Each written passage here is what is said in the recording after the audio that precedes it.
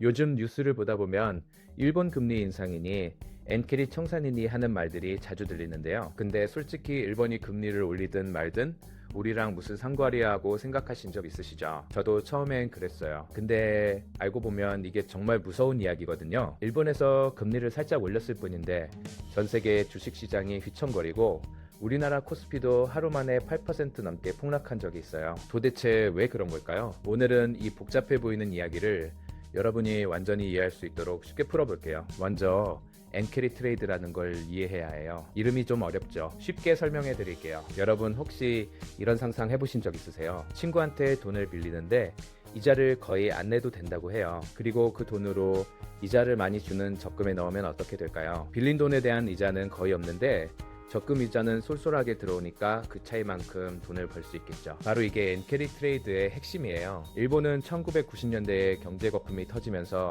오랫동안 경기가 안 좋았어요. 그래서 일본 중앙은행은 경기를 살리려고 이자율을 엄청나게 낮췄어요. 거의 0%에 가까웠고 심지어 2016년부터는 마이너스 금리까지 도입했어요. 마이너스 금리라는 건 은행에 돈을 맡기면 오히려 수수료를 내야 한다는 뜻이에요. 그만큼 일본에서 돈을 빌리면 이자를 거의 안 내도 됐다는 거예요. 그러니까 전 세계 투자자들이 어떻게 했겠어요? 일본에서 엔화를 아주 싼 이자로 빌렸어요. 그리고 그 돈을 미국 달러로 바꿔서 미국 주식이나 미국 국채에 투자한 거예요. 미국은 이자율이 높으니까요. 일본에서 빌린 돈의 이자는 0.1%밖에 안 되는데 미국에 투자하면 4%, 5% 이자를 받을 수 있으니까 그 차이만큼 돈을 버는 거예요. 이런 투자 전략을 엔캐리 트레이드라고 불러요. 이 규모가 얼마나 크냐면요. 독일의 큰 은행인 도이체방크 추정에 따르면 전 세계 엔캐리 트레이드 자금이 최대 20조 달러에 달한다고 해요. 우리 돈으로 약 2경 9천조 원이에요. 경이라는 단위 잘 안 쓰시죠? 조가 10,000개 모이면 경이에요. 상상이 안 될 정도로 어마어마한 돈이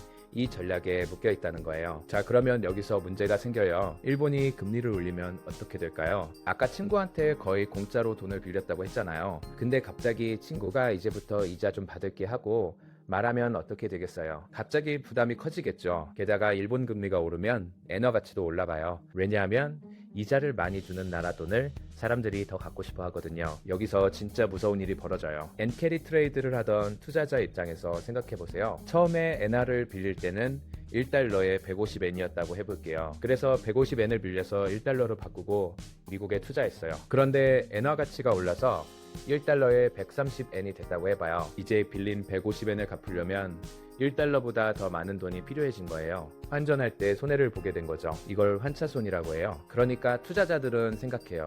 이거 더 있다가는 손해가 더 커지겠는데 빨리 정리하자. 이게 바로 엔캐리 청산이에요. 청산이라는 말은 정리한다는 뜻이에요. 싼 이자로 엔화를 빌려서 해외에 투자했던 돈을 다 걷어들이고 빌린 엔화를 갚는 거예요. 문제는 이 청산이 한꺼번에 일어나면 전 세계 금융시장이 난리가 난다는 거예요. 왜 그런지 천천히 설명해 드릴게요. 투자자들이 엔캐리 트레이드를 청산하려면 먼저 미국 주식이나 미국 국채를 팔아야 해요. 그래야 달러를 확보할 수 있으니까요. 그 다음에 그 달러를 엔화로 바꿔서 빌린 돈을 갚아야 해요. 자, 여기서 무슨 일이 벌어지는지 보세요. 첫째로 미국 주식과 채권을 파는 사람이 갑자기 엄청 많아져요. 팔려는 사람이 많으면 가격이 떨어지겠죠. 그래서 미국 주식시장이 폭락해요. 둘째로 달러를 팔고 엔화를 사는 사람이 많아져요. 그러면 엔화 가치가 더 올라가요. 엔화 가치가 더 올라가면 아직 청산 안 한 투자자들도 불안해져서 나도 빨리 청산해야겠다 하고 따라서 팔아요. 이게 눈덩이처럼 커지는 거예요. 실제로 2024년 7월에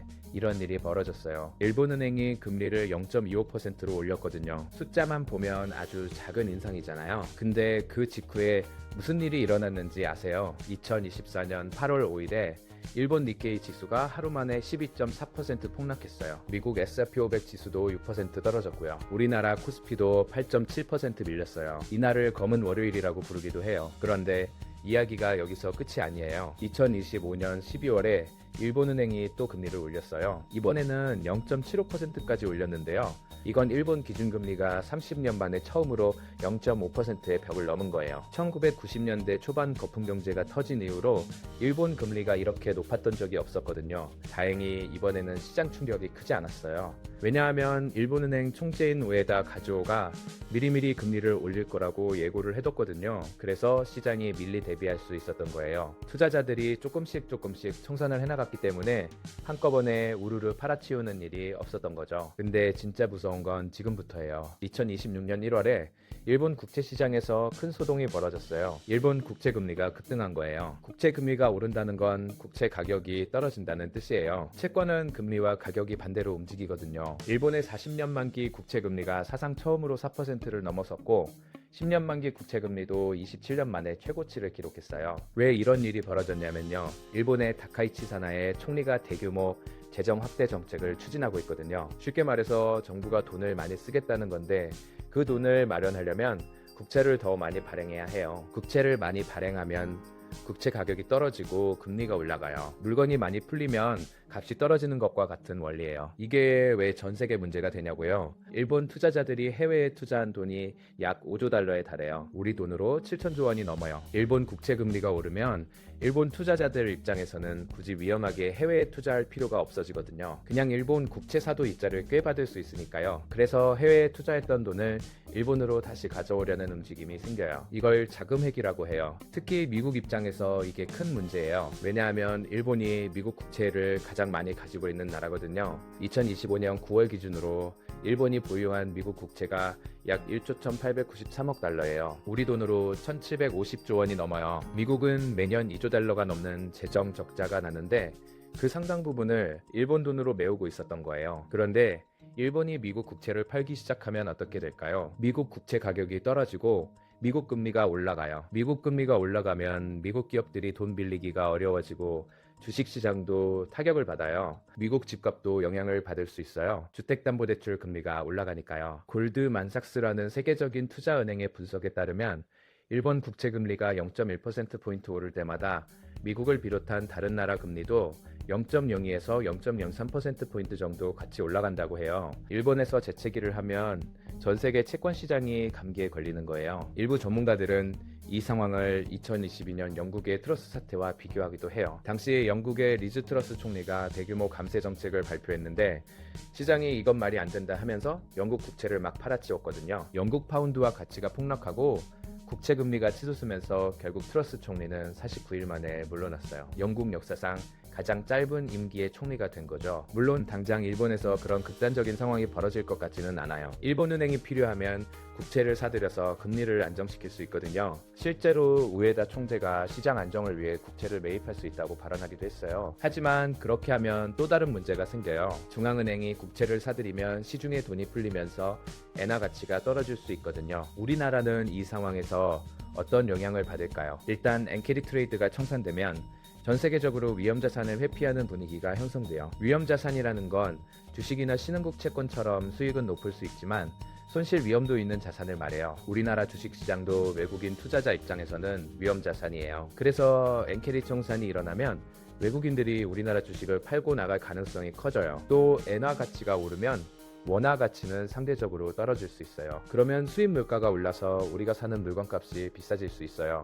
특히 원유나 원자재는 대부분 달러로 거래되는데 원화 가치가 떨어지면 같은 기름을 사는데 더 많은 원화가 필요해지거든요. 그러면 우리 같은 일반인은 어떻게 대비해야 할까요? 일단 일본 금리 움직임을 관심 있게 지켜보는 게 좋아요. 일본은행 회의 일정이나 총재 발언 같은 게 뉴스에 나오면 주목해보세요.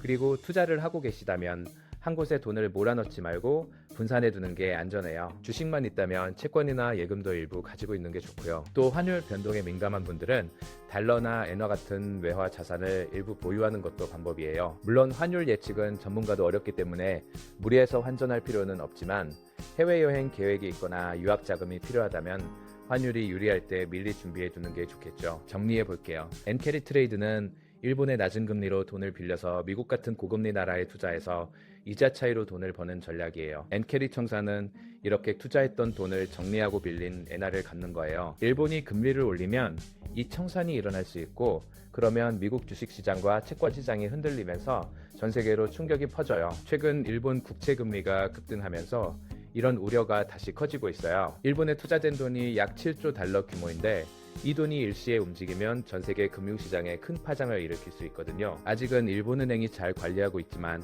앞으로도 계속 주시해야 할 부분이에요. 경제뉴스에서 일본 금리 이야기가 나오면 그냥 남의 나라 일이라고 넘기지 마시고 이게 우리 주식시장이랑 환율에도 영향을 줄 수 있구나 하고 생각해 보시면 좋겠어요. 경제는 이렇게 서로서로 연결되어 있거든요. 마치 거미줄처럼 한쪽에서 흔들리면 다른 쪽도 같이 흔들리는 거예요. 오늘 이야기가 여러분의 경제 이해에 조금이나마 도움이 되었으면 좋겠습니다.